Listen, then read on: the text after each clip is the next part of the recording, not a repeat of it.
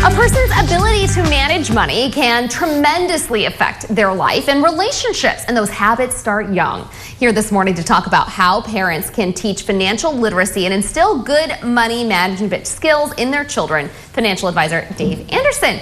Good morning. Thanks for coming in. Absolutely. My pleasure. Okay, this is this is something I think about all the time. You know, how do I do this with kids? And I go back and forth with my own kids. Like, is an allowance the best way to do it? Is making them earn it for specific chores? What do you recommend? Where do you start when your kids are young? Yeah.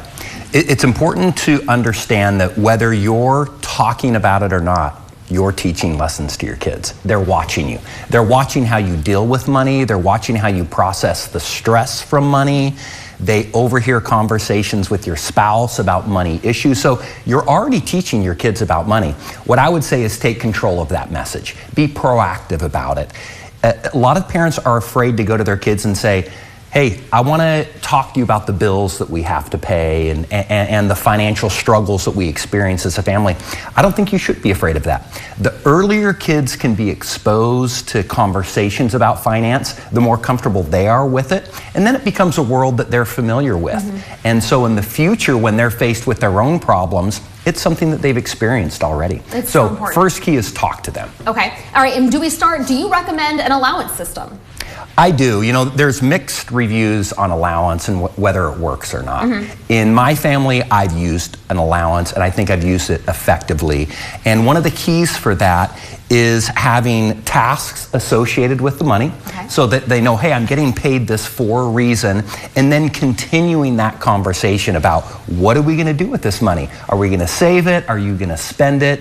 It's a great opportunity to have those conversations. So in our household, it's worked well. Okay, so then how do you help them determine what to save, what to spend, and where do you draw those boundaries? Yeah, that's a great opportunity to have a conversation about needs and wants. Now for kids, especially for kids, wants and needs, there's a very blurry line there. They feel like it's all the same thing. So you can have that conversation. You can also talk to them about their future and say, hey, let's save up. You know, you wanted a bike or something, let's save up for that. And then it teaches them to focus on the future. It teaches them how to make small financial steps. And as long as you're there along the way, chances are they're going to be making the right decisions. Oh, so down the road, we've got like teenagers, young adults.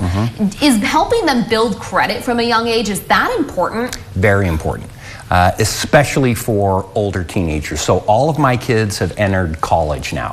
And one of the first things that we did was go out and open up a credit card in their name. Now, because they didn't have any credit established, we had to open up a secured credit card. How those work is you deposit money on the card and then you have access to that. It really creates a lot of protections, keeps you from overspending, but it still goes on your credit. And so all of these kids are building credit as they age. That way when they graduate, if they need to go out and buy a car, they can get good terms on that. So definitely when your kids are around 15, 16, start looking at credit, start building and maximizing credit. Okay. All right. Dave Anderson with MoneyWise Wealth Management. Thanks so much for coming in this morning. We appreciate it. Such an important conversation, something I wish I had learned more about as a kid. I definitely want to impart that to mine. Yeah.